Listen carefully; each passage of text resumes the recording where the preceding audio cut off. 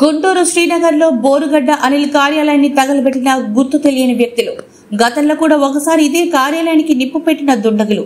CM Chandrababu Pawan Kalyan పై గతంలో అనుచిత వ్యాఖ్యలు చేసిన బోరుగడ్డ అనిల్ అనుచిత వ్యాఖ్యలు చేసిన సమయంలోనే పార్టీ కార్యాలయానికి నిప్పు.